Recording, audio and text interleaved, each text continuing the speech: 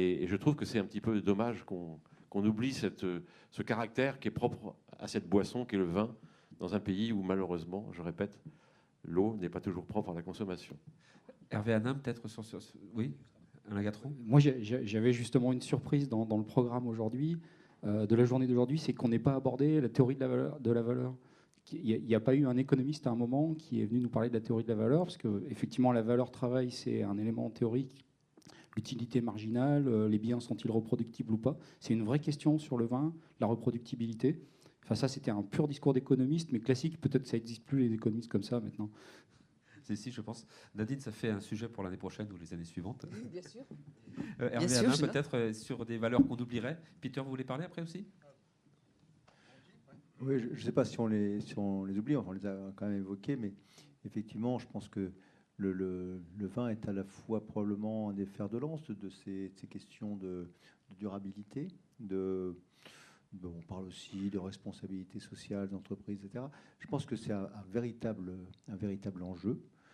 Faute de quoi on oublie parfois que le vin pourrait disparaître, parce que le vin n'est pas un bien de première nécessité. C'est pas très populaire de dire ça ici, mais c'est une façon d'en être plus que jamais conscient. La plus grande partie de l'humanité vit sans consommer de vin et sans faire pousser de vignes. Et je pense qu'ils vivent moins bien, mais ça c'est tout à fait personnel. Ça n'engage que moi. Et en tout cas, il faut réfléchir à ça. Ça veut dire que on a effectivement un avenir qui est tout à fait prometteur, mais qui n'est pas acquis. Et en particulier, je pense que les grandes constructions sont probablement collectives et qu'on ne valorise pas assez ces aspects collectifs. Alors, il y a des vraies questions qui se posaient. Moi, j'étais passionné par les propos de Marc Parcé sur comment on fait pour 100 ans après l'apparition des premières coopératives, retrouver la foi des créateurs à la 4e génération. Idem sur l'appellation. C'est peut-être simplement un problème d'usure de reproduction. On a souvent parlé de ces questions avec Nadine. C'est probablement une loi de la sociologie. Mais il n'empêche que si c'est pas ça, il faut peut-être réinventer des choses collectives. Et je suis persuadé que l'humanité va être capable de créer de nouvelles formules collectives. Peut-être avec du digital, même si ça nous paraît toujours artificiel, risque de robotisation, etc. Tout ça est bourré de démons. Mais je pense qu'il faut avoir foi dans ces aspects collectifs. En tout cas, il faut les travailler. Je pense que si on ne les travaille pas, on va les subir.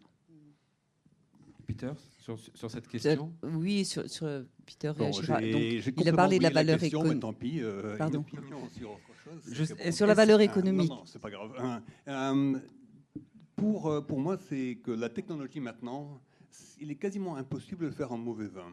Partout au monde, il y a la technologie qui assure un produit qui est tout à fait buvable chaque année. Alors, et sur le vieillissement, il faut dire que les consommateurs maintenant n'ont pas la place chez eux. L'immobilier qui est tellement cher dans les grandes villes, où vont-ils mettre les bouteilles? Ils vont acheter les bouteilles à la consommation. Et si le vin est trop vieux, il va être trop cher. Bon, il y a des milliardaires chinois, il y en a une centaine de plus chaque jour, presque, je pense. Ces gens-là, ils vont acheter les vins très chers pas parce qu'ils aiment.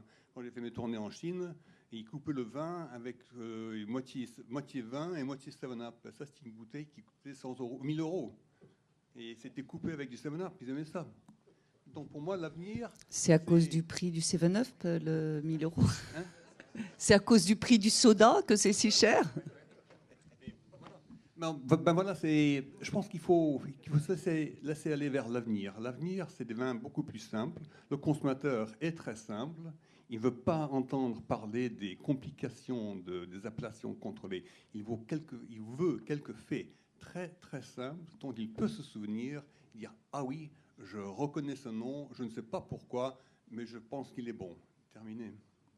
Donc, si j'entends bien, vous nous prédisez finalement une perte de valeur des vins de garde ou de grande garde. Non, c'est parce que si vous voulez faire, disons, croître les AOC, il faut que les gens des AOC se réunissent et fassent cause commune, qui mettent des investissements derrière le nom. C'est leur nom qui a de la valeur, mais s'ils ne font pas de promo... Je vois que Marc Parcé veut réagir. Passez-lui le micro. Et après, je reviendrai à vous, Peter, avec une autre question. Pour vous répondre, et pour avoir été au comité national quelques années quand même, Donc logiquement, on pourrait penser que ce comité national qui représente les appellations françaises, on est là d'éminents sages qui réfléchissent sur toutes les questions qui peuvent se poser, sachant qu'un des problèmes des appellations, contrairement à l'esprit du créateur, Joseph Capu, qui ne voyait dans les appellations qu'une partie de la production. Aujourd'hui, les appellations, c'est plus de 50% de la production des vins français. Et c'est là où il y a un problème. Et on savait très bien, et René Renoux le savait très bien, que dans ces conditions-là, on ne pouvait pas avoir des exigences qu'avaient les fondateurs par rapport à l'esprit. Mais étant au Comité national à plusieurs reprises, on a réclamé, parce qu'on en a beaucoup parlé, l'air de rien, aujourd'hui, enfin, en tout cas ce à quoi j'ai assisté, on a beaucoup parlé de philosophie. Et moi, j'avais demandé à ce que se crée au sein du Comité national un groupe qui réfléchisse à l'avenir, effectivement, à ce qu'il fallait faire pour pouvoir affronter l'avenir et pouvoir affronter le marché tel que vous le définissez. Moi, je ne crois pas du tout à ce que vous dites. C'est-à-dire que je ne crois pas... Effectivement, c'est un des éléments. Il n'y a plus de cave.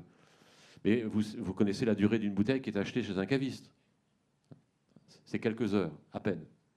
Donc, après tout, c'est pas parce que les consommateurs n'ont plus de cave que pour autant, on ne doit pas faire des vins de garde. Tout en sachant bien qu'on doit faire, nous, en tant que vignerons, des vins de garde, mais il faut qu'ils soient buvables dans l'heure qui suit leur achat. Donc mais la technique, je pense sincèrement, que la technique est capable aujourd'hui et nous permet d'affronter ce genre de problème. Pour autant, il me semble que ce qui est intrinsèque, essentiel à la nature même du vin, c'est sa capacité de garde. Et si on met de côté cet élément-là, c'est effectivement une menace pour le vin. Vous l'avez dit, on n'est pas obligé de vivre avec du vin. On peut s'en passer. Seul petit détail historique que j'aimerais rappeler, c'est quand même que quand je regarde le livre d'éducation civique de mon grand-père, on a lutté à un moment donné pour implanter des vignes, pour combattre l'alcoolisme. Parce que c'est en buvant du vin qu'on pouvait combattre la consommation d'alcool. Voilà. Et que quand on regardait une carte de France au début du siècle, les grandes régions d'alcooliques, c'était les régions où il n'y avait pas de vignes. Si vous pouvez faire repasser le micro à Peter. J'ai encore une question pour vous, puisque vous avez beaucoup voyagé. On va s'appuyer sur votre expérience. On a fait une longue liste des valeurs qui sont présentes dans le vignoble français, dans le monde viticole français. Est-ce qu'on peut faire une liste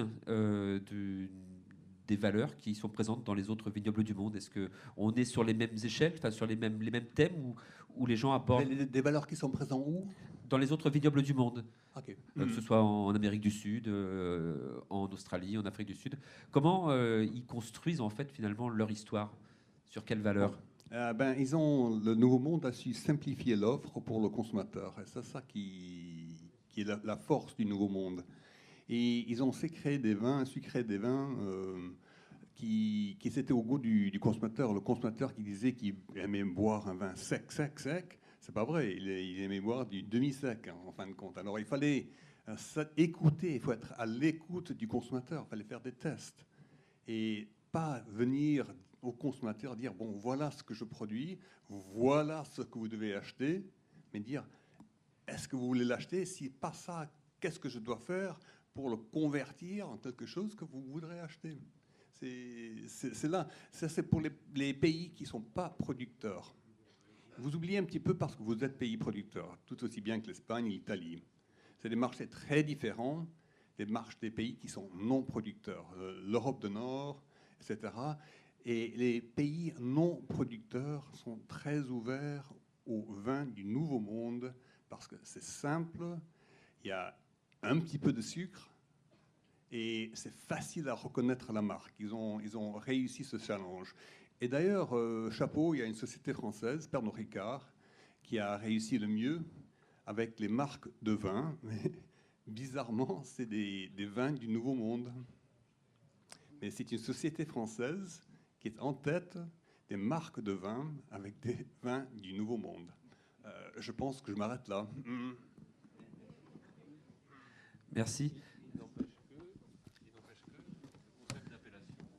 Attendez, Marc, il n'empêche que le concept d'appellation, ce sont aujourd'hui les Californiens, et donc je pense que dans quelques années, c'est eux qui viendront nous expliquer comment il faut faire des appellations, qui sont en train de le mettre en œuvre. Parce qu'ils sont allés jusqu'au bout de la démarche du cépage, et ils ont aujourd'hui envie de défendre leur terroir. Et ce concept de terroir, il est... Mais voilà, Bien entendu, tout dépend du volume qu'on a proposé. Mais si vous voulez, l'erreur de départ par rapport aux appellations, c'est d'avoir voulu transformer la production française en 50% de vin d'appellation. Et les appellations, enfin le concept d'appellation n'a pas sa place dans cette démarche-là. Mais par contre, effectivement, je reste persuadé, vu l'état aujourd'hui du Comité national, que c'est effectivement les Américains qui nous apprendront dans quelques années comment il faut faire des appellations. Ça, c'est sûr. Alors, en attendant, je vous pose une dernière question, puis après, on prendra les petits post-it et puis on discutera avec vous. Valeur des vignerons, valeur de la filière viticole. On a vu que les consommateurs avaient des valeurs aussi. On ne s'est pas beaucoup étendu dessus, mais voilà, il y a des valeurs qui s'expriment dans la demande. Comment on peut faire coïncider les deux? Hervé, peut-être? Une question piège encore. Elles sont toutes pour vous, vous avez remarqué? Vous dites valeur des vignerons et valeur Et valeur des consommateurs. Des consommateurs. Les consommateurs expriment leurs valeurs dans leurs actes d'achat. Je pense que très clairement, les consommateurs font partie du système. Ça, je l'ai dit tout à l'heure, et c'est important de les associer. Mais il ne faut pas rêver. Les éléments de connaissance sont quand même de façon extrêmement déséquilibrée en faveur des producteurs, des vignerons. Donc les consommateurs aiment le vin, aiment l'idée de vin, aiment le concept de vin, même quand ils n'en boivent pas. Ils ont plutôt une image assez sympathique du vin. Même si aujourd'hui, il y a des choses, voilà, les pesticides, l'alcool, tout ça, on leur a bien expliqué que ce n'était pas toujours formidable. Donc, mais autrement, il y avait plutôt une sympathie. Mais une sympathie ignorante. Donc, je pense que c'est vraiment à charge plutôt de l'amont de la filière, de la production, que de s'ouvrir et d'accomplir, évidemment, on a parlé de storytelling tout à l'heure, d'histoire, en tout cas d'accomplir une œuvre d'éducation. Alors c'est un peu compliqué parce que, on l'a évoqué, il faut éduquer sans être trop compliqué, sans être trop simple non plus. Il faut à la fois partager, donc partager de l'humain, c'est partager des choses pas toujours magnifiques, sinon on dit que c'est du marketing bisounours. Mais si on ouvre trop grand le capot, ça veut dire qu'on explique aux consommateurs que c'est compliqué de gérer une appellation, etc. Et là, Peter dit, mais attendez, là, arrêtez, simplifiez. C'est ça qui est compliqué. Voilà, donc il faut je crois les consommateurs, ils sont comme vous et moi, ils n'ont pas envie effectivement de se compliquer trop la vie, mais ils veulent pas qu'on les prenne pour des idiots. Donc je crois que la bonne façon, c'est de leur raconter des choses authentiques et de les associer. Puis quand on les perd un peu, on arrête et puis on les reprend. Et il faut leur donner envie. Après, voilà, je crois qu'on les a un peu oubliés, on les a un peu pris de haut en disant, pour simplifier, pendant longtemps, apprenez à reconnaître du vin, prenez des cours, les petits amis, ou allez voir les sommeliers, ils vont vous expliquer. Non, c'est vrai qu'on a un peu fermé la porte du côté de la production pendant longtemps. On a confié ça à des gens qui ne l'ont pas fait. On a surtout confié à la grande distribution, qui a sûrement 1000 qualités, mais qui a un énorme défaut, c'est qu'elle ne dit rien. Voilà, donc elle a expliqué, on s'est trompé, on a eu une stratégie de différenciation généralisée, ce qui est déjà un paradoxe. Marc Parcet a absolument raison. On peut pas, on s'est différencié par les appellations, sauf qu'on a mis plus de la moitié du vignoble français en différenciation. Donc une différence qui est généralisée, c'est plus une différence. Et le deuxième problème, c'est qu'on a confié cette différenciation à des gens qui avaient qu'une stratégie, c'est la stratégie complètement opposée, c'est-à-dire le coût-volume, qui s'appelle la grande distribution. Donc, c'est un thème de base du marketing, c'est quand on fait une stratégie de différenciation, on le confie à des distributeurs qui sont capables d'expliquer la différence aux consommateurs. Pas des gens qui achètent moins cher pour revendre moins cher. Peter, très rapidement, avant qu'on passe aux questions de la salle. Très rapidement, une petite remarque, c'est que on prend le cas aux États-Unis. Il y a deux sociétés, une société américaine et une société australienne, qui ont voulu percer sur le marché des États-Unis. Ils ont fait des sondages consommateurs, ils ont testé beaucoup de vins, de produits, et ils ont sorti un vin qui s'appelle Yellowtail. Et Yellowtail a sur l'étiquette un kangourou.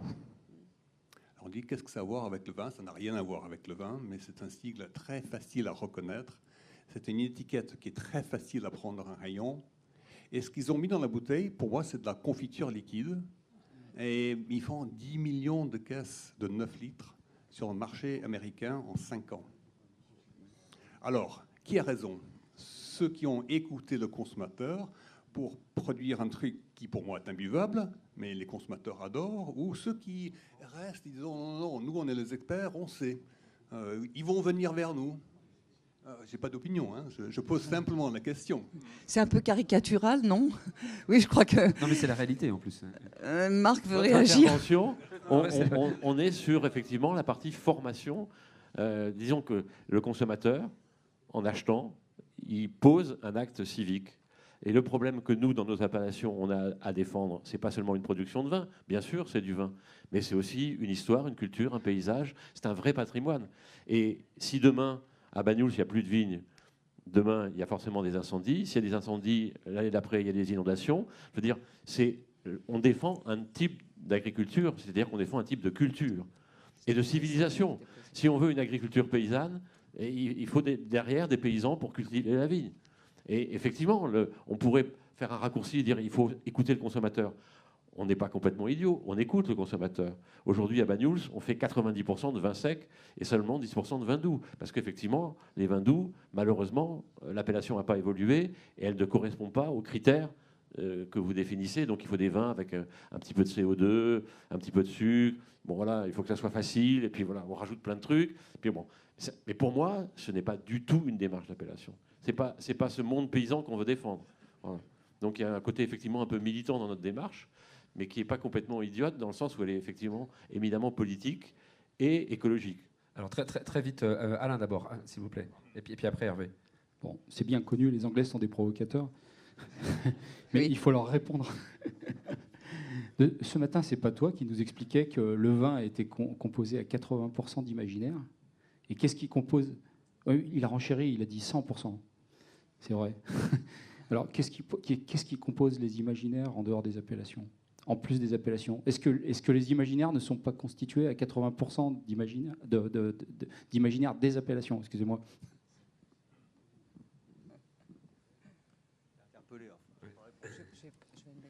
J'aurais dû rien dire. Hein, maintenant, allez, bon, ils vont tous sauter sur moi.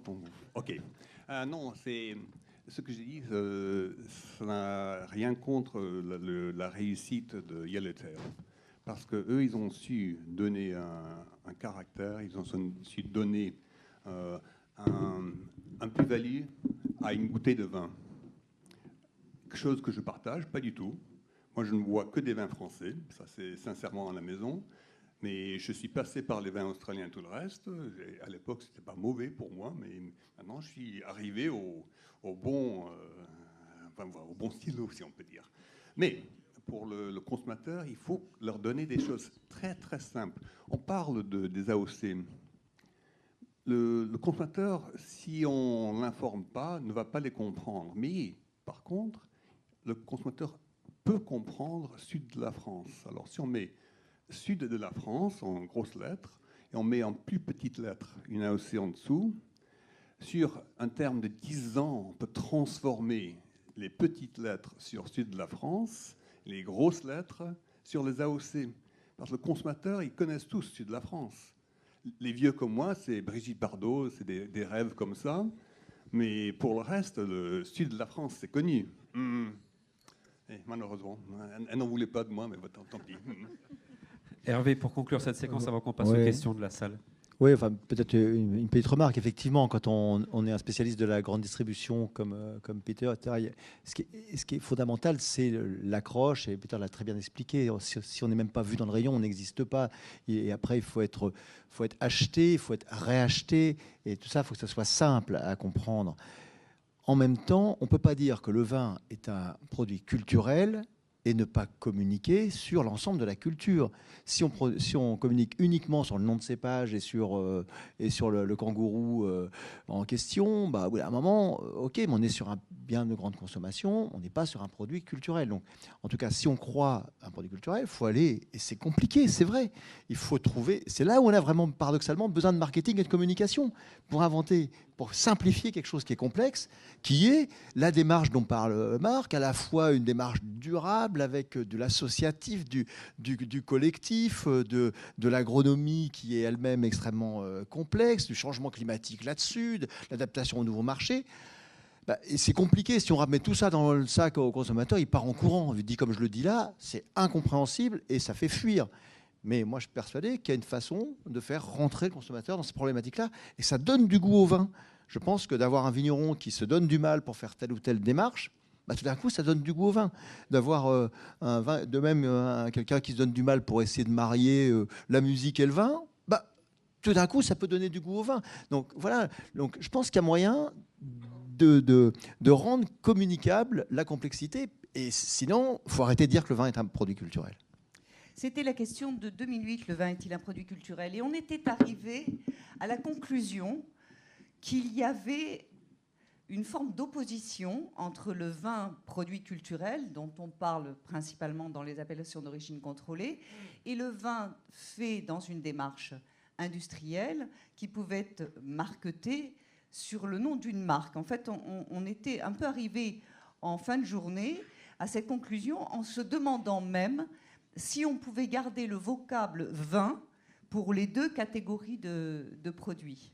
Je vous le rappelle, très bonne journée, les actes, les archives disponibles sur le site internet. Je ne vous le refais pas pour le www. Alors, on va passer aux questions de la salle, même s'il y a des sujets qui ont été abordés là déjà. Donc, si on peut avoir un peu de lumière dans le public, et si vous voulez bien nous ramener les post-it pour ceux qui ont fait d'autres post-it, et on va commencer, nous, à égrener les questions qui ont été postées sur les post-it. Alors, le premier post-it est écrit en rouge. Les étiquettes ont-elles intérêt à évoluer vers plus de transparence sur les composants du vin, ajoutés ou non? Ceci dans un souci de valorisation des discours par rapport aux clients. Je vous le lis brut. Alors, les étiquettes doivent-elles être plus complètes sur les composants? Ou la contre-étiquette, oui. Étiquette contre étiquette. Qui veut rebondir sur cette question? Marc? C'est la question piège, ça. C'est toujours sur moi qui les, c'est toujours moi qui les pose. Donc non, mais je reviens toujours à René Renoux, excusez-moi, mais c'est vrai que c'est quelqu'un qui a marqué... René Renoux, ancien président de l'INAO. Ancien président de l'INAO, qui est décédé en 2006 lors d'un voyage en Asie, en Corée, oui. Il avait une formule qui me semble assez juste quand il discutait avec des vignerons par rapport à ce genre de problème et par rapport à leur appellation. Il disait, il y a une chose qui est très importante par rapport aux consommateurs. Faites ce que vous dites ce que vous faites. Et vous serez crédible. Et les appellations deviendront fiables. Pour l'instant, ce n'est pas le cas. Et ça, effectivement, c'est un sérieux problème. D'accord, règle d'or de la qualité également. Alors, il y a des questions qui ne sont pas des questions, donc même sur les post-it, on y a le droit, c'est très bien. Et donc, une question qui demande la ou les valeurs du vin. Donc, effectivement, une question qui est en même temps un propos, on peut dire, philosophique. Quelle proportion de vignerons dans la salle? Si les vignerons veulent bien lever la main, on peut vous répondre à cette question. En fait, nous essayons, vous avez vu ce matin, on essaie de canaliser tout le monde pour faire un émargement de manière à ce qu'on connaisse le public. Mais tout le monde ne passe pas par l'émargement.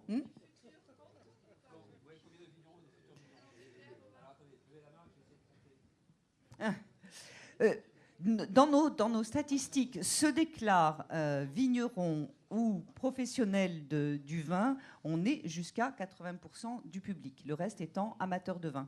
Maintenant, on ne demande pas précisément si c'est vigneron de quelle appellation, et on considère que dans les professionnels du vin, il peut y avoir aussi bien des producteurs que des techniciens, que des mêmes conseillers, consultants dans le vin. Ah, on m'a rajouté des questions là que je n'avais pas vues. Je vais les classer d'abord. Question au PDG anglais. Peter, comment, subjectivement, en 3 caractéristiques simples, vous pourriez définir le tronc commun des vins du Languedoc? J'ajoute à ça que c'est une question posée par la salle et que si nous avons la réponse gratuitement ce soir, je pense qu'il y en a quelques-uns qui seront contents. Satisfaits au moins. Donc, en 3 caractéristiques simples, comment est-ce que vous pouvez définir le tronc commun des vins, des appellations du Languedoc? Bon, je peux vous donner les moyens de le définir. J'avais dit pendant le truc, ça veut dire plus, mieux et ensemble. Donc, chaque vin dans chaque domaine, vous devrez pouvoir trouver une histoire ou même inventer une histoire. Parce que le consommateur s'en fout royalement, que l'histoire soit vraie ou non, qu'il faut qu'il soit vraisemblable. Mais j'ai fait l'expérience de marketing dans les Scotch Whisky, j'ai inventé des choses. Mais le consommateur était ravi, c'était une belle histoire. C'était peut-être vrai. Alors, le marketing, c'est pas forcément... On vend du rêve. Quand on vend du vin et quand on fait du marketing de vin, on fait du marketing de rêve. Alors, que ce soit absolument à 100% vrai... Alors, Jean-Jacques Bouteau nous a bien expliqué que il ne devait pas y avoir de mensonges, il ne devait pas y avoir non, pas de mensonges, mais pas forcément vrai. On note la différence. C'est d'une subtilité redoutable. Alors, quelle question on donne maintenant, Nadine? N'importe laquelle. Ça, c'est une question pour Marc encore. L'économie exige... Non, pour Marc, pour changer. L'économie exige aujourd'hui de l'agilité. Est-ce que l'AOC n'est-elle pas finalement un frein à l'agilité? Pas compris. L'économie agile, des organisations souples où les prises de décision ne sont pas forcément hiérarchiques. Est-ce que l'AOC n'est pas un frein justement à ce type d'organisation qui permettent d'être plus performants? Vous voulez dire que le système d'appellation ne serait pas performant? Non, dans la prise de décision? Oui, c'est ça, oui. Parce qu'il demande une majorité. Oui, certainement, oui. Non, mais ça, c'est, comme je l'ai dit tout à l'heure, si vous voulez, n'importe quel groupe humain, ce qui fait sa qualité et sa vie, c'est en particulier quand elle n'est pas uniforme, mais qu'elle est unie. Ça veut dire qu'elle est composée d'éléments différents, et en particulier à sa marge, quelle est la place qu'on donne à ceux qui sont à sa marge. Parce que ceux qui sont à sa marge, c'est ceux qui vont faire évoluer justement les choses. Donc le problème, trop souvent dans les coopératives ou dans les appellations, c'est qu'on a confondu unité et uniformité. Et ça a tué effectivement le système. Dans ce cas-là, oui. Mais si on a la sagesse de faire en sorte que le groupe humain soit vraiment vivant et que à l'intérieur de ce groupe humain, il y a bien entendu ceux qui sont un petit peu différents, qui sont à la marge, mais qui souvent font avancer. Voilà. Donc c'est pas pour me prendre en exemple, mais je vais vous donner un cas très simple à comprendre. À Banyuls, on ne faisait pas d'appellation en blanc. Dès les années 90, le domaine où j'étais gérant à l'époque à la rectory, on a essayé, parce qu'il y avait beaucoup dans ces vignes complantées de grenache gris. Et ce grenache gris, on s'est dit, mais qu'est-ce qu'on va en faire? Parce qu'on fait de moins en moins de Banyuls. En rosé, c'est pas terrible. Donc on a essayé de faire un blanc. Et ça a été tout de suite intéressant, une réussite. Le problème, c'est qu'on a mis 10 ans à convaincre l'INAO d'accepter ce cépage qui était considéré comme un mauvais cépage primé à l'arrachage, que de ce cépage, on pouvait faire un vin. Je ne dis pas que c'est le meilleur vin blanc du monde. Je dis qu'il a au moins, ce qu'on a oublié tout à l'heure dans l'appellation, c'est que c'est origine. Et que les blancs que je fais avec du grenache gris à Banyuls ne sont pas les mêmes, parce qu'on a aussi un domaine à Maury, à 80 km de là. Donc j'ai le même cépage, mais je ne fais pas le même vin. Ça, c'est une démarche d'appellation. Et c'est un peu regrettable que l'INAO n'ait pas adhéré tout de suite, alors que c'est un cépage qui était fort répandu à l'époque, et voulait nous implanter du vionnier. C'est très bien le vionnier. Hein. Dans la partie négoce de mon activité, je suis premier à en vendre. Mais ça n'a rien à faire pour faire un vin d'appellation à Collioure, où effectivement, ce vieux cépage, il a donné des choses qui sont, à mon avis, avec une vraie valeur d'origine, puisqu'on parle de valeur. Ce qui, me semble-t-il, fait la valeur d'une appellation, si vous voulez, c'est qu'effectivement, je peux l'identifier. Voilà. Et y compris sur une distance aussi courte que les 80 km qui séparent Maury de Banyuls. Parce que c'est les mêmes cépages, c'est les mêmes vinificateurs, c'est les mêmes barriques, mais ce n'est pas les mêmes vins. Et ça, c'est de l'appellation. Alors, une remarque plutôt qu'une question. Le Languedoc pourrait-il devenir une nouvelle réserve d'Indiens vignerons, faute de compétences commerciales et marketing? Faut-il répondre à cette question? Non, mais on ne veut pas devenir des Indiens. On ne veut pas devenir des Indiens. C'est pas parce qu'on fait un boulot que plus personne ne veut faire qu'on est des Indiens. C'est le danger, effectivement, des classements paysagers, tous ces trucs-là. Il faut que ça reste vivant. Et c'est vrai que la résistance, on a une charte paysagère à Banyuls. Hein. On voulait être classé, comment ça s'appelle non, à l'UNESCO, comment ça s'appelle Patrimoine, voilà. Le danger, le refus des vignerons a été de dire nous, on veut pas ça parce qu'on veut pas devenir une réserve d'Indiens. On veut que ça reste vivant. Et c'est vrai que c'est un enjeu. C'est un enjeu. Oui, je crois que c'était aussi un peu d'humour pour dire que le paysan peut devenir un Indien s'il n'est pas capable de faire du marketing et du commercial. Je crois que c'était ça. C'est vrai aussi. Marc Jonas, je crois, Oui, veut réagir. je pense que le monde change. On est dans un monde de la mobilité. On voyage sans arrêt. Donc le no-tourisme, par exemple, mais il n'y a pas que le no-tourisme, il y a le tourisme tout seul, et puis il y a le digital. Alors on a beaucoup parlé un petit peu tout à l'heure des modèles de production du vin industriel ou artisanal. Il y a de la place pour tout le monde. Il y a du vin, du goût pour tout le monde. On aime la musique, on n'a pas besoin de lire une partition de musique pour apprécier la musique. On l'aime, on n'a pas besoin d'être un connaisseur, c'est le plaisir. Après, si on veut s'améliorer, on s'améliore. C'est pareil pour le vin. Et le digital va obliger ces Indiens à sortir de leurs réserves. C'est pas très compliqué. Et puis, en plus, on parlait des modèles économiques de distribution. Carrefour en France a très peur d'Amazon. Donc, des vendeurs de vin pour du linéaire, ils risqueraient de disparaître.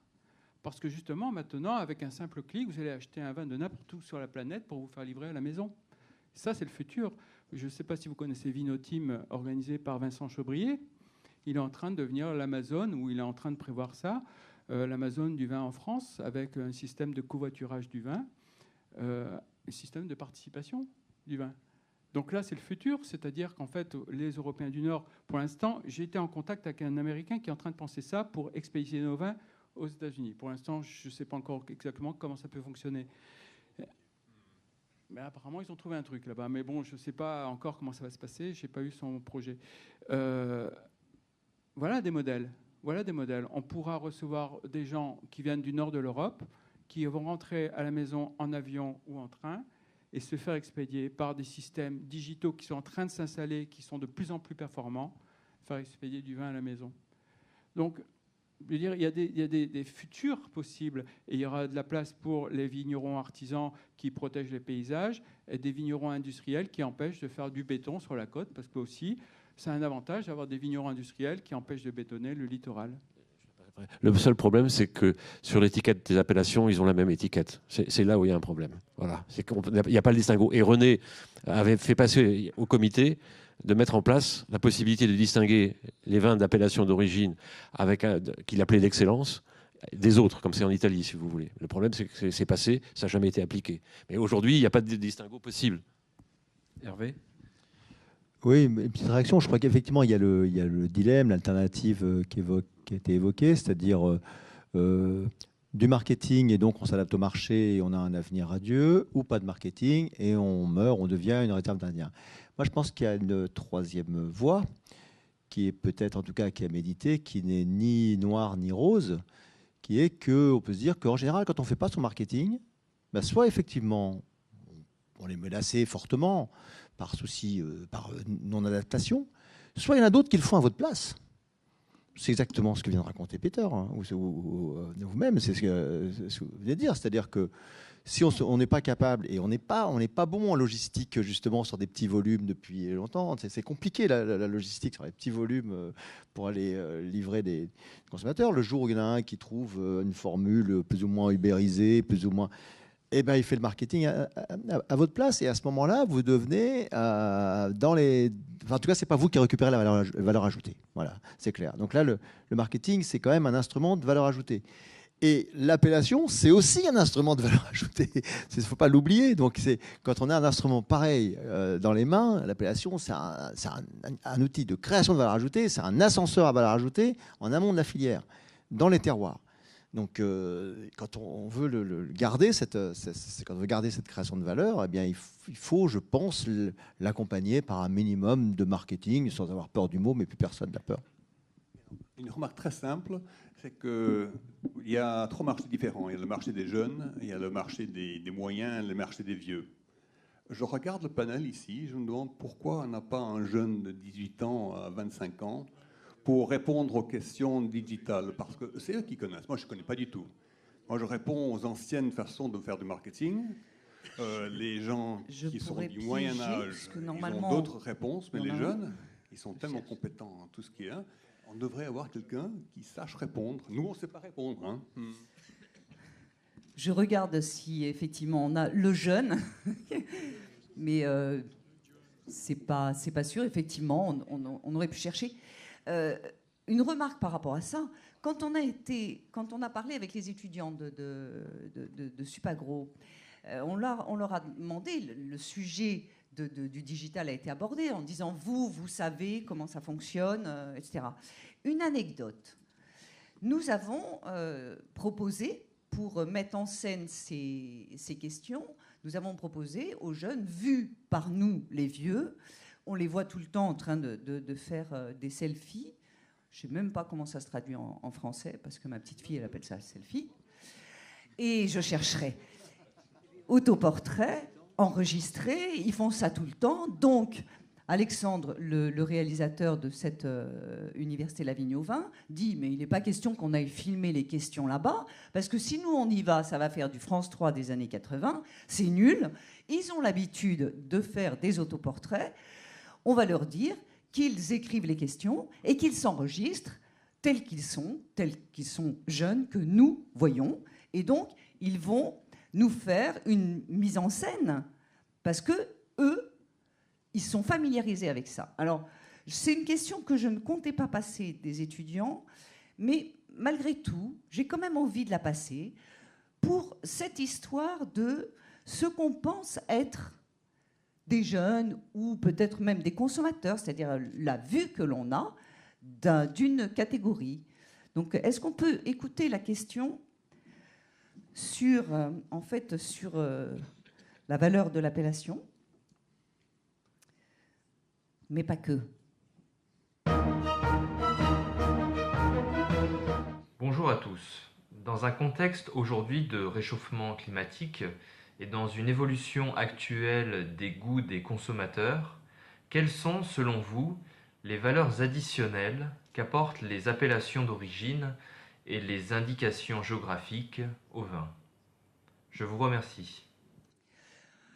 Alors, on va reprendre cette question autrement, mais c'est juste pour montrer que, certes, on aurait pu avoir ces jeunes ici à qui on aurait posé la question du digital, à savoir s'ils maîtrisent la portée du digital ou même le vocabulaire, hein, puisqu'on parle bien, quand on parle de marketing, on parle d'abord de communication.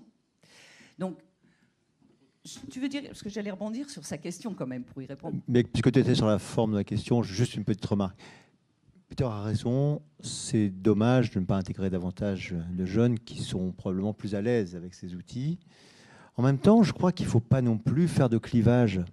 Je suis jeune depuis longtemps maintenant, mais je suis souvent avec des vrais jeunes. Et je pense que ce n'est pas parce qu'ils sont plus à l'aise avec les outils qu'ils ont une vision, mais c'est à eux de le dire, parce qu'il y en a beaucoup ici, qui ont une vision plus nette, pas moins nette non plus. Hein, je pense qu'ils sont aussi intelligents et aussi parfois désorientés que nous sur les scénarios d'avenir que nous offre ou dont nous menace le digital et cette évolution qu'on ne maîtrise pas aujourd'hui. Donc je crois qu'il ne faut pas confondre la maîtrise des outils et effectivement, les visions d'avenir, la pertinence des visions d'avenir. Je crois qu'on est tous un peu... Oui. Et rappelons-le, c'est un outil. Donc ce qui compte avant tout, c'est de savoir quel message on veut faire passer. Je crois que c'est aussi une question qui se pose pour le vigneron. Avant de savoir quel outil utiliser, il faut savoir quelle communication on veut faire passer. Alors, je reviens sur la question de ces étudiants, parce qu'il y en a d'autres. Alors, non, je voulais dire aussi, il me semble qu'il y a un petit groupe d'étudiants de Carcassonne qui doit être là-haut dans le poulailler. Alors, moi, je ne vois pas bien parce que j'ai les lumières. Non, dit-ils. Ils se disent tous non. Il n'y a pas de jeunes étudiants là-haut, d'accord. Parce que franchement, si vous voulez réagir, on va vous porter un micro et ce serait très intéressant d'entendre votre point de vue. Alors, nous avons 2 questions sur le changement climatique. Une question sur quels sont les cépages qui peuvent s'adapter au changement climatique et qui seraient peut-être à planter dans l'avenir. Et seront-ils acceptés par les institutionnels rapidement? Donc, l'histoire des institutions, Jean-Marc qui réagit, question qui a été évoquée et dont on sait toute la difficulté. La question sur l'adaptement au changement climatique, on l'a eu d'ailleurs, Jean-Louis Escudi, ici présent, avait fait une très bonne intervention l'année dernière sur le sujet, sur là où en était la recherche. Et les cépages, effectivement, on peut dire de façon un peu paradoxale, puisque je me permets de simplifier son intervention en disant qu'on trouvait des cépages ancestraux qui étaient parfaitement adaptés au changement climatique, et en même temps, l'INRA travaillait sur des cépages nouveaux qui seraient capables de produire moins de sucre, donc moins d'alcool dans le vin. Je me permets de répondre moi-même rapidement à cette question, et le reste, vous le trouverez bien sûr dans les actes, qui sont, comme vous le savez, gratuits sur le site et www.tatati-tatata.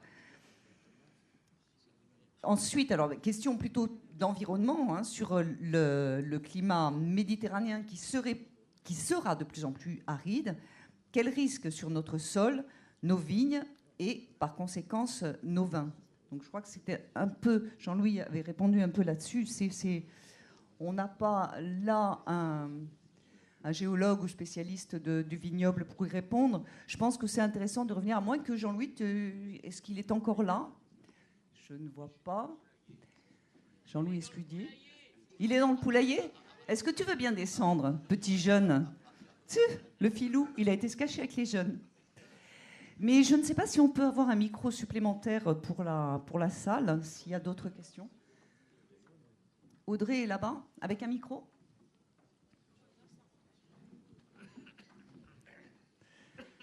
Merci. Donc, est-ce que tu veux bien répondre à cette histoire sur le changement climatique? Oui, c'est vrai que dans un monde où tout bouge, si on ne bouge rien, on est décalé très vite. Et on le voit avec les conditions climatiques de cette année. À l'INRA Pêche-Rouge, donc à 20 km de cela, on a un poste météo où on suit depuis 30 ans tout ce qui se passe. Et sur la vigne, on calcule un indice, ça s'appelle l'indice de sécheresse, qui tient compte de la pluie qui tombe, de l'eau qui s'évapore du mois de mars au mois d'avril. Depuis l'an 2000, on est en situation de déficit hydrique continu. Donc la vigne, plante pérenne, elle additionne tout ça. Donc on récolte la vendange 3 semaines avant, il y a plus d'alcool, mais surtout il y a moins d'acidité, donc il y a moins de stabilité dans le vin. Pour faire un vin de garde, il faut un pH pas trop haut, quoi. Quand les syrahs arrivent à 4, ça pose un problème. Donc ça, c'est une réalité. Alors les réponses, soit qu'on trouve de l'eau là où il y en a, on la met. Donc on répond à une partie de ce déséquilibre, l'irrigation. Dans les pays du Nouveau Monde, on n'imaginerait pas de mettre en place une vigne en Californie ou en Argentine sans l'eau d'abord. On commence à faire le forage, on met la vigne après. Nous, ça fait 2000 ans qu'on a des vignes sans mettre d'eau.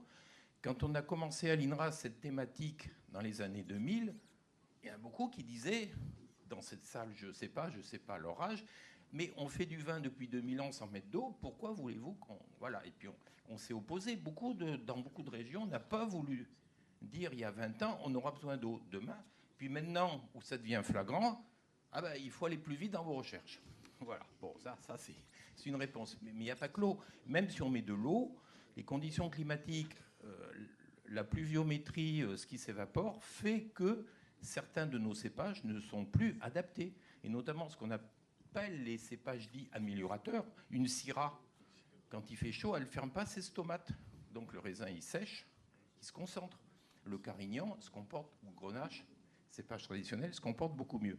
Alors, je pense que les réponses de demain, elles seront aussi vers la création variétale. Il faudra bien se faire à l'idée que demain, il faudra faire évoluer l'encépagement. Et ça, c'est très long parce qu'on ne veut pas d'OGM. Donc, c'est le travail d'hybridation. Et ce que j'avais expliqué, c'est qu'en croisant, mais pas en croisant une fois, pas en faisant un hybride comme on le fait avec un pied de tomate, en croisant 5 ou 6 fois de suite, avec certaines variétés. Nous, on a mis des raisins de table dans des croisements. C'est Alain Bouquet, dans les années 70, qui a commencé ce programme. On est en 2017.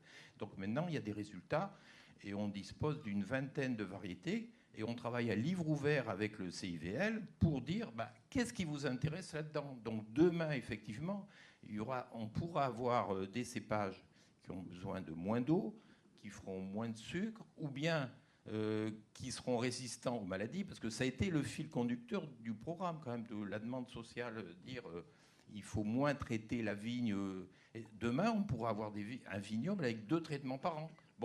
Donc, il faut additionner tout ça et l'adapter. Mais ça, c'est la recherche. Donc, pour répondre à une question qui a été posée, la bonne innovation, elle sera la tradition de demain. Mais ça commence tout de suite et puis ça va se faire au fil du temps. Une vigne, ça se remplace à 3% par an. Une vigne, ça vit 40 ans, 50 ans. Donc, il n'y aura pas une révolution tout d'un coup, mais il y a vraiment une évolution qui doit commencer maintenant. Merci Jean-Louis, tu as bien fait de venir pour nous, au poulailler. Je peux montrer le livre de l'œnologie à la viticulture en vente dans toutes les bonnes librairies et surtout celle de l'Université de la Vigne au Vin. Bien, on arrive à la fin de cette journée et on va relire rapidement les questions qui ont été posées et où nous avons eu tout ou partie de réponses. Et ensuite, eh bien, on va quand même passer le micro dans la salle s'il y a des gens qui veulent réagir avant la conclusion. Alors oui, très rapidement, les questions qu'on n'aura pas le temps de poser. Il y avait une question, mais on lui a répondu en partie, effectivement, qui était de savoir, est-ce que les producteurs aujourd'hui, finalement, dans le Languedoc, sont dépassés par les règles du marché? L'image qui était retenue, c'était celle des ingénieurs du Minitel, qui ont été finalement bousculés, dépassés par Internet. Ça, c'était une... Il y avait aussi des témoignages, ou des questions, des questionnements sur la morbidité supposée des AOC. Voilà.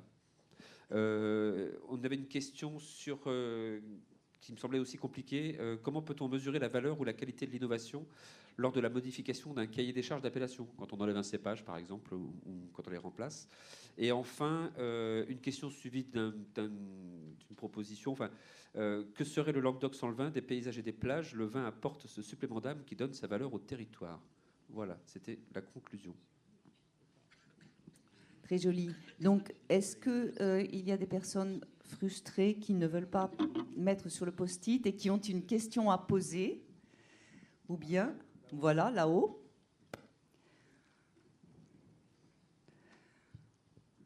Oui, bonjour à tous. Alors, je ne suis pas un jeune étudiant, je suis plutôt un vieil étudiant. Mais bon, voilà. Je vais quand même pas vigneron, donc? Non, je suis... j'entame là une formation en ATL, animateur tourisme local. Et donc, en fait, j'étais interloqué par principalement notre ami anglo-saxon aussi, qui propose un modèle très clair dans le sens où il faut s'adapter aux consommateurs et à ses besoins. Et par rapport à la problématique des nouvelles technologies aussi, comme les smartphones et les ordinateurs, qui permettent d'analyser toutes nos données et finalement de plus en plus contrôler la société humaine. Et avec une certaine angoisse aussi face à ce projet même d'uniformisation des goûts et des couleurs et de transformer en fait un peu des êtres humains en animaux d'élevage. Et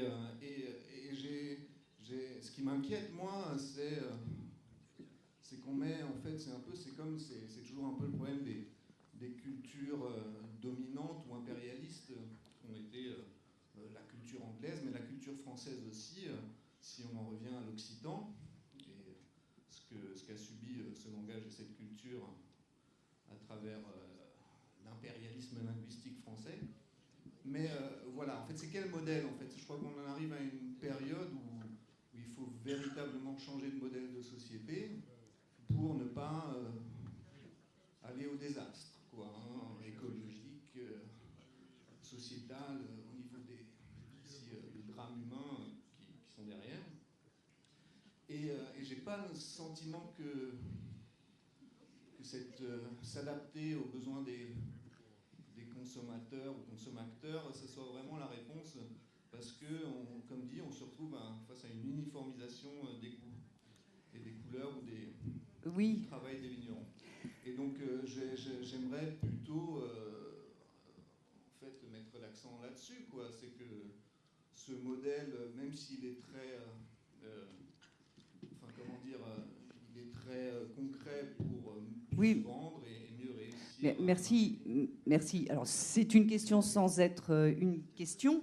Mais effectivement, enfin, je crois qu'il ne faut pas non plus caricaturer le conseil de Peter Derbyshire, qui répond à une question sur le commerce du vin, et il répond avec les outils commerciaux. Donc le propos qui est tenu et qui est très juste sur l'évolution des modèles, justifie complètement cette journée sur la réflexion de l'évolution des valeurs. On est bien d'accord, c'est à peu près la même chose. On est en train de changer de valeur, on est en train de changer de référence pour des tas de raisons. On a parlé de l'environnement, mais on peut dire aussi le mode de communication entre les personnes évolue et fait que aujourd'hui, on n'a plus le même rapport à l'autre, on n'a plus non plus les mêmes références. On sait par exemple que l'expert d'hier, on l'a dit ce matin, qui était capable de donner une définition d'un vin et une note d'appréciation, aujourd'hui n'est plus considéré comme un expert. On prendra plutôt l'avis des amis, virtuels ou pas, qui, eux, vont remplacer cette référence, hein, puisqu'on parle bien de référence. Je pense que Hervé voulait réagir à...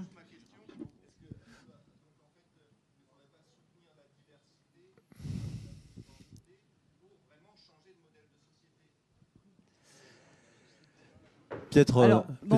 C'est vrai qu'on ne va pas poser une question de société au sens large, mais oui, Hervé réagit. Je vais essayer d'être un peu rapide, bien que la question soit complexe. D'abord, c'est une invitation à placer peut-être le digital dans une prochaine université, parce que c'est une question effectivement de fond. Alors peut-être pour être à la fois dans mon rôle d'agitateur d'idées, hein, pas du tout dans une opposition, mais volontairement un petit peu polémique, mais aussi peut-être plus optimiste que vous n'êtes, parce qu'on partage tous ce stress devant une modernisation qui nous dépasse et donc qui est anxiogène. Donc ça, la réponse la plus simple, la ligne la plus forte pente, ça serait de vous dire oui, on partage tous ça et franchement, ça fait peur. Et c'est pas faux. En même temps, je suis pas si sûr, personnellement, bien qu'étant pas un fan du digital en soi, je suis pas né là-dedans, je suis pas si sûr que le digital soit un ennemi structurel de la diversité. Je veux dire par là, vous parlez d'animaux d'élevage, effectivement, il faut toujours être très attentif à ne pas être l'esclave ou l'animal d'élevage est quelque chose. Mais au fond, moi quand j'étais petit, j'étais l'animal d'élevage du seul dictionnaire qu'il y avait à la maison. Et quand il y avait un mot compliqué, je regardais et puis j'étais le jouet de l'éditeur qui avait choisi ce dictionnaire-là. Aujourd'hui, je prends mon smartphone, j'ai 50 définitions dans 1000 langues, etc. Je peux naviguer et je peux aller creuser des choses. Demain, on était l'animal, on croyait avoir l'accès à la culture, évidemment, comme c'est celle de notre enfance, de notre adolescence, elle est merveilleuse. Hein, mais en même temps, on était l'animal d'élevage de quelques grandes sociétés américaines de marketing qui nous ont imposé leurs chanteurs, leurs films, etc. Peut-être que l'accès, quand je vois aujourd'hui des jeunes qui sont évidemment à faire du streaming, etc., ils ont accès à beaucoup plus de culture qu'on pouvait en avoir avec notre casquette de cultureux qu'on avait dans les cinémas d'art et essai, etc. Donc je ne suis pas sûr qu'on soit nécessairement avec le digital dans cette ligne qui nous conduit à l'uniformisation. Et peut-être même qu'on n'a jamais eu une telle opportunité de dialogue et d'interactivité. En tout cas, c'est le 2.0 ou le 3.0 maintenant, qui pourrait peut-être donner plus la parole à des gens qui disent bah, arrêtez, on ne veut pas être des animaux d'élevage. En tout cas, je partage cet objectif. Voilà, je suis désolé si c'est pas en opposition. Hein. Marc, juste un complément d'information par rapport au discours sur le... Effectivement, il ne faut pas caricaturer en tant que vigneron. Moi, il y a des vins que j'aime beaucoup, qui sont des vins traditionnels de notre région. Je pense au rancio, par exemple, avec toujours ce fameux Grenache gris. On fait des rancios secs. Nous, on a été élevés avec ça. On adore ça. Mais c'est invendable. C'est absolument invendable. Il y a pas... Si je fais goûter ça à la salle, il n'y en aura pas 10% qui aimeront. Si on a 1%, ça sera un maximum. Donc, effectivement, on pourrait se dire ah non, c'est un monde qui disparaît. Non, mais je crois que par rapport à ce genre de problème, il faut être malin. C'est-à-dire que la démarche qu'on a eue sur le Grenache Gris, on a fait un vin blanc qui est aujourd'hui un vin blanc qui est, même s'il est particulier, même s'il a une entité, il est quand même malgré tout plus adapté au marché que notre fameux Rancio, qu'on adore, mais qui est invendable. Voilà. On ne peut pas ne pas appréhender le marché et s'en fiche complètement. On est dans un système économique où il faut en tenir compte. Et l'objectif, c'est de vivre, c'est pas de disparaître. Et donc, arrêtons de produire des trucs qui sont invendables. Ça, je suis bien d'accord. Mais en même temps, soyons malins. On a un trésor, on a un terroir, on a une culture, on a un paysage. Et voilà. Et ça, il faut le défendre en s'adaptant autant que faire se peut, sans se renier, sans penser qu'il y a une contradiction absolue entre la tradition et la modernité. Je reste convaincu du contraire. Mais voilà, soyons malins. Ne nous laissons pas piéger au système à fabriquer des trucs invendables. Merci Marc, ça sera le mot de la fin du vigneron, sauf que Magali Verne ne s'est pas exprimée lors de cette table ronde. Magali, est-ce que tu veux bien faire le mot de la fin, ce qui donnera la parole à une femme? Oui, parce que c'est vrai, il n'y avait pas de jeunes, mais il n'y avait qu'une femme. Voilà. C'est quand même pas mal. Donc, dans les années à venir, il faudra qu'il y en ait voilà, un mi-chemin. Une sur deux. Non, moi, je suis quelqu'un de façon de très positif. Notre destination, notre territoire, il fait rêver. Et moi, je crois qu'on n'en est même pas conscient. Il faut avoir peur de rien. Le consommateur, oui, il faut répondre à ses attentes, mais le consommateur, il demande quoi, en fait? C'est à venir nous découvrir. C'est à vivre une expérience unique. J'invente rien. Il recherche l'authenticité, il recherche du partage, il recherche de l'humain. Avec tous les outils dont on dispose, eh bien, continuons à le faire rêver. Moi, je pense que l'avenir s'ouvre à nous. Bien sûr qu'il faut aller vers ce qu'il demande, mais en même temps, à nous aussi, d'être assez malins, assez inventifs, pour lui faire découvrir ce qu'il y a de mieux chez nous. Voilà, et vendre notre territoire, vendre notre vin, parce que sans nos paysages de vignes, notre territoire, il faut être conscient, il n'y a plus rien. Voilà, il est mort. Donc, tant qu'on aura la vigne, on aura de l'espoir. Et puis se dire aussi que notre territoire, il a bien plus que ça à offrir et que c'est un tout. On a parlé de valeurs, mais c'est les valeurs du collectif, c'est les valeurs humaines, c'est les valeurs professionnelles, pour que chacun offre le meilleur. Puis c'est les valeurs environnementales. Enfin, voilà, c'est un tout. C'est toutes ces valeurs-là qu'il nous faut porter haut et loin. Voilà. Merci.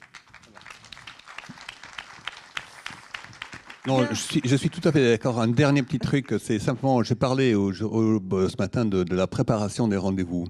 Quand on préparait un rendez-vous pour Tesco, par exemple, on achetait toutes les infos. Alors, on savait exactement combien de bouteilles, de quel vin et à qui ils étaient vendus par magasin. Et Tesco a 2400 magasins. Donc, on pouvait faire une référence par magasin. Et c'est là qu'on trouve ce qu'aime le consommateur. Et on voit exactement ce qu'ils achètent, ce qu'ils sont prêts à payer. Et c'est l'écoute du consommateur. Et quand on voit la preuve et qu'ils achètent du vin australien ou du vin yougoslavien, du vin français, n'importe quoi, et on voit dans certaines cités qu'il y a plus de Français. À Londres, je crois qu'on est à 600 000 Français. Je crois qu'on est la 4e cité française du monde. Alors, on voit beaucoup de vins français bu à Londres. Et on voit les magasins. C'était ça dont je parlais quand on était à l'écoute du consommateur. Pardon. Non, mais... Et le consommateur, il ne faut pas le tromper. Parce que justement, il a beaucoup d'outils, qu'il n'est pas idiot et que ça, il ne le pardonne pas. Alors, le marketing, c'est quelque chose d'exceptionnel, bien sûr. Mais je pense qu'on peut faire du marketing tout en étant juste, vrai, et voilà, et parler d'authenticité. Voilà, avec passion. C'est tout. Bien, il faudrait ajouter à ce qui se dit en conclusion le rôle du collectif, c'est-à-dire apprendre à mettre des outils en commun sur la partie communication, marketing et commercial. On se rend compte, sans que ça ait été dit directement dans la journée, mais on se rend compte qu'il faut mettre des moyens en commun pour y arriver. Donc ça sera aussi l'objet. C'est vrai que les vignerons sont tous concurrents les uns des autres, mais à un certain niveau, et notamment sur la partie communication et commerciale, ils peuvent travailler ensemble. Il y a beaucoup d'exemples de vignerons qui ont mutualisé des moyens pour le commerce, et c'est probablement une meilleure façon d'aborder la communication qui est parfois difficile pour un vigneron seul dans ses vignes. Maintenant, si vous permettez, on va donner la parole aux vignerons qui nous ont accompagnés tout au long de cette journée en vidéo et on va leur demander de conclure notre journée. Conclusion.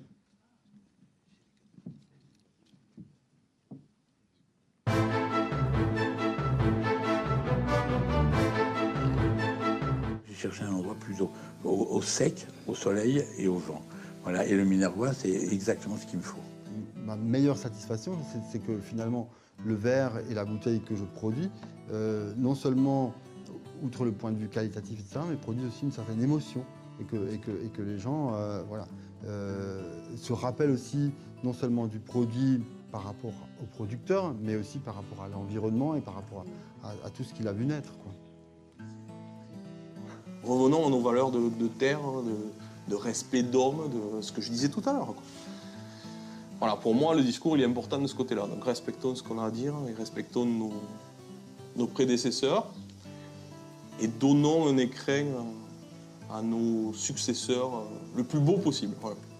L'idée, c'est que la culture est à venir encore. Il y a une construction qui se fait naturellement et progressivement, parce que c'est toujours étape par étape, mais quelque chose de...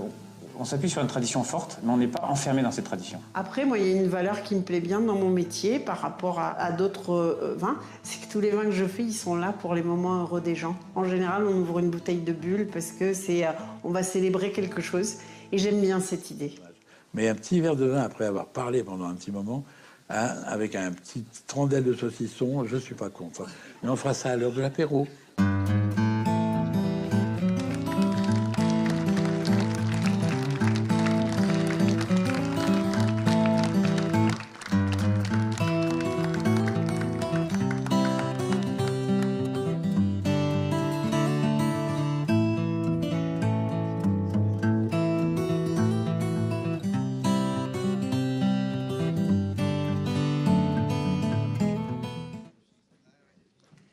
Je vais continuer le générique puisque on ne peut pas le faire dérouler. Donc cette journée a été construite, animée et avec la participation d'un certain nombre de personnes, bénévoles et non bénévoles. Pour l'équipe, le cœur de l'équipe et les techniciens, vous avez Alexandre Pachoutinsky qui est derrière le rideau et qui a construit une régie comme si on était à la télévision.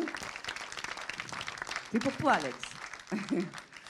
Je le rappelle, aujourd'hui, nous sommes capables, en l'état, de diffuser sur Internet, en direct, cette journée. Mais, techniquement parlant, on n'a pas aujourd'hui le réseau qui nous permettrait de le faire. Donc, on enregistre dans des conditions de direct. On mettra sur Internet très rapidement cette journée. Mais on ne peut pas avoir cette magie du direct totalement. Donc, Alexandre Pachoutinsky, la 11e toile pour la réalisation vidéo de la journée et des films vidéo. Je reste dans la régie avec Bertrand Fritsch, qui est régisseur général ici, qui a... Oh. Merci pour les applaudissements tout à l'heure, c'était sympa. Tu peux y aller, Claude, s'il te plaît? Ah non, non, non. Ah non, non, non. Je continue. Non, non, merci.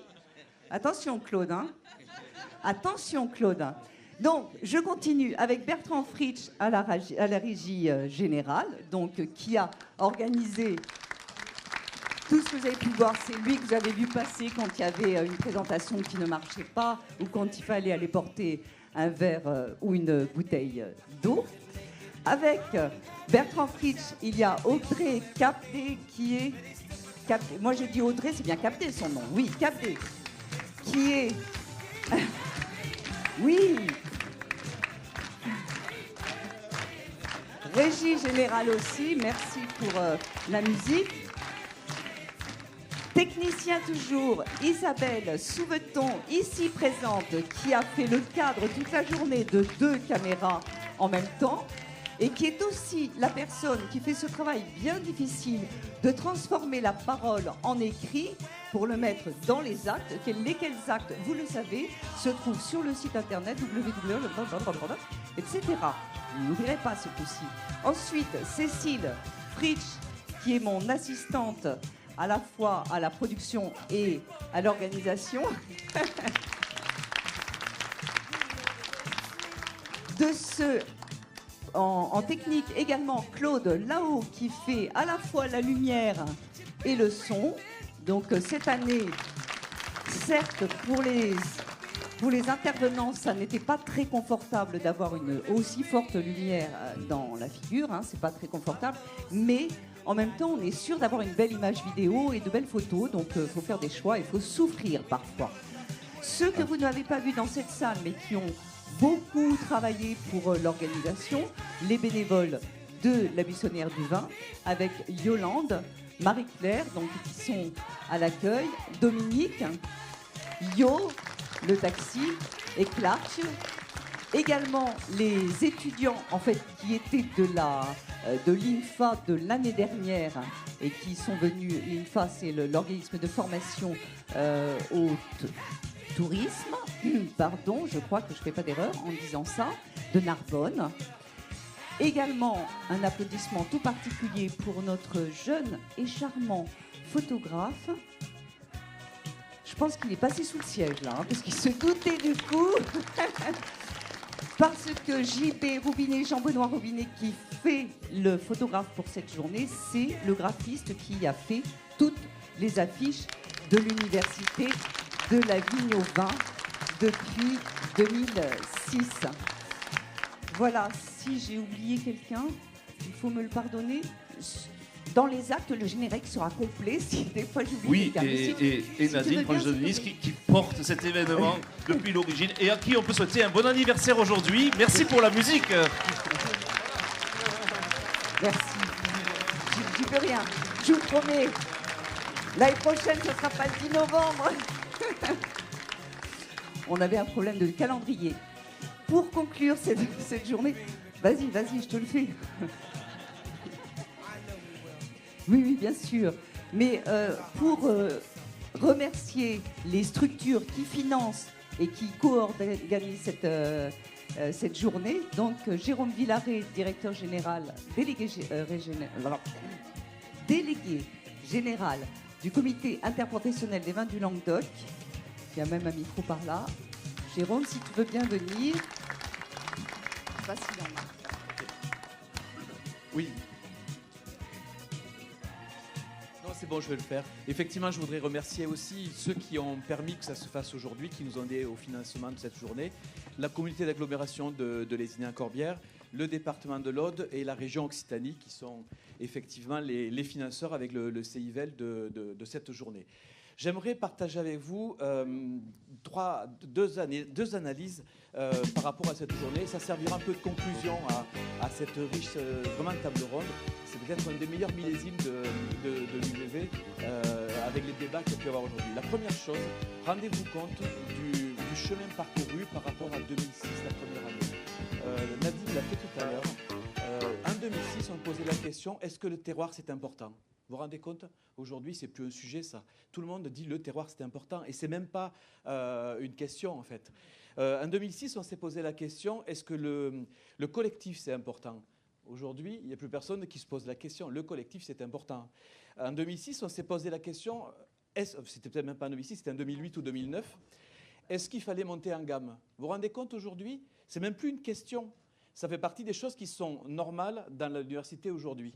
Et aujourd'hui, on est passé au-delà. On est passé à des sujets qui sont effectivement comment on fait de la valeur, comment on fait pour effectivement l'expliquer aux consommateurs. Mais finalement, le terroir, c'est acquis. Le haut de gamme, effectivement, il faut le faire. Le collectif, effectivement, il faut le faire. Ça, c'est la première analyse. La deuxième, je voulais reprendre les 3 mots de Peter Derbyshire, plus, mieux et ensemble. Plus, ce qu'il faut voir, c'est qu'il ne faut pas être timide aujourd'hui. Et notre vignoble, effectivement, on a levé une vague ensemble, la vague du succès du Languedoc. On l'a levé ensemble. Cette vague, il faut maintenant qu'on la surfe, il faut qu'on voit plus grand, il faut qu'on aille plus haut. Et effectivement, c'est ce plus qui, moi, sera la meilleure illustration. C'est d'essayer effectivement de faire en sorte que le Languedoc il soit gagnant demain et qu'on voit qu'on a tous les atouts, on vient d'en parler, mais que ces atouts-là, ils soient transformés en réussite, et y compris réussite économique. Ça, on revient à la valeur financière, Alain, mais effectivement en réussite économique pour vous tous, pour nous tous, en fait. Le deuxième mot, c'était mieux. Mieux, ça veut dire que, pour moi, on doit être capable de mieux expliquer notre histoire. On a parlé de storytelling, effectivement, mais effectivement, c'est cette histoire-là du Languedoc, c'est nos valeurs, mais les valeurs, comment dire, sociales, etc. C'est effectivement être mieux capable de le faire. Et ça, je crois qu'une journée comme aujourd'hui va nous faire tous progresser sur comment raconter notre histoire, en fait. Et le ensemble, effectivement, et moi je me dis aujourd'hui, et si la plus grande valeur de notre Languedoc, c'est pas justement le collectif. Et effectivement, ce mot, tu le disais juste à l'instant dans ta conclusion, et si le collectif, c'est pas ça qui vous fera tous gagner, qui nous fera tous gagner ensemble demain au niveau des vins du Languedoc. Et c'est vrai que ce soit, Marc Parcé, vous le disiez tout à l'heure, que ce soit du collectif sur des tout petits terroirs, ou que ce soit du grand collectif sur des produits plus mass market qui correspondent à des consommateurs, j'allais dire, moins amateurs. Mais ce collectif-là, en fait, c'est peut-être la force que vous êtes en train de découvrir, que nous sommes tous en train de découvrir dans le Languedoc. C'est une force que d'autres grands vignobles de France, les Champenois, les Bordelais, les Bourguignons, ont compris depuis des 50 ans pratiquement. Et c'est vrai que dans cette région, aujourd'hui, cette force-là va pouvoir nous faire gagner. On est 22 000 vignerons. Si ces 20 vignerons, ils ont un discours qui est commun, qui est comparable, vous vous rendez compte, le réacteur nucléaire qu'on a aux fesses qui va nous pousser cette région, c'est génial. Voilà, je ne vais pas dire plus, mais je pense que aujourd'hui, c'est la conclusion qu'on peut sortir de cette journée. Merci beaucoup, merci de votre attention. Merci, Jérôme. En fait, on a travaillé pour un thème qui pourrait être un thème de l'Université de la Vigne au Vin. On a travaillé sur l'identité collective des vins du Languedoc. Bien, ben voilà, c'est fini pour aujourd'hui.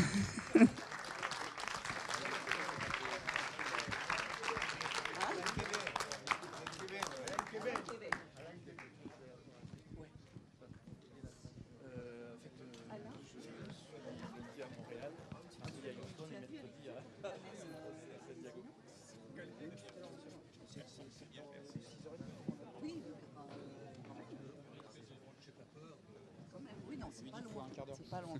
Bon.